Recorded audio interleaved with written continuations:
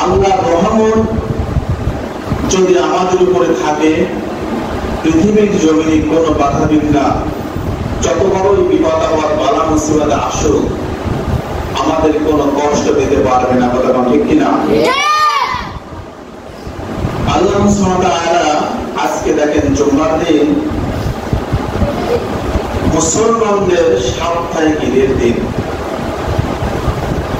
আল্লাহ সুবহানাহু ওয়া তাআলা আমাদেরকে পৃথিবীর ভিতরে সবচেয়ে বড় নিয়ামত দান করেছেন, সেটা হচ্ছে আমাদের সুস্থ শরীর। ঠিক কিনা? শরীর যদি অসুস্থ থাকে কোনো কিছু ভালো লাগে না, খেতেও ভালো লাগে না, পড়তেও ভালো লাগে না, ঘুমাতেও ভালো লাগে না।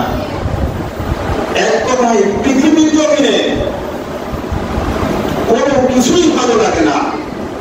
কিছু খেতে গেলে মুখে রুচি আসে না, ঘুমাতে গেলে ঘুম হয় না, কাজ করতে গেলে গায়ে শক্তি থাকে না। একমাত্র শরীর যদি অসুস্থ হয়, এইগুলো কিছুই ভালো লাগে না। আর যদি শরীর যদি সুস্থ থাকে, পৃথিবীর জমিনে সবকিছু জয় করা সম্ভব। কথা ঠিক কিনা? কোনো কিছুতে কোনো পরাজয় নেই। সেই সুস্থ শরীর আল্লাহ আমাদের দান করেছেন। সুবহানাল্লাহ বলবেন না? একটু দূরে চিন্তা করেন যে আমাদের কাছ থেকে কত মানুষ অসুস্থ আছে, আছে না? আমাদের আত্মীয় স্বজন, আমাদের পিতা, আমাদের মাতা, আমাদের ভাই, আমাদের প্রতিবেশী, কত মানুষ অসুস্থ আছে। আর একটু পিছনে দেখেন, এখান থেকে কুষ্টিয়া সদর হাসপাতালে চলে যান, দেখেন কত মানুষ ওখানে মৃত্যুর সঙ্গে পাঙ্গা ধরছে। কথা ঠিক কিনা?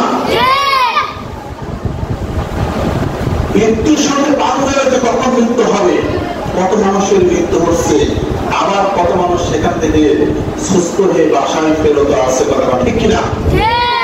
তাদের ভিতর থেকে আল্লাহ তাআলা আমাদের অনেক বড় নিয়ামত দান করে নাই। কত দান করে নাই? অনেক বড় নিয়ামত দান করেছে।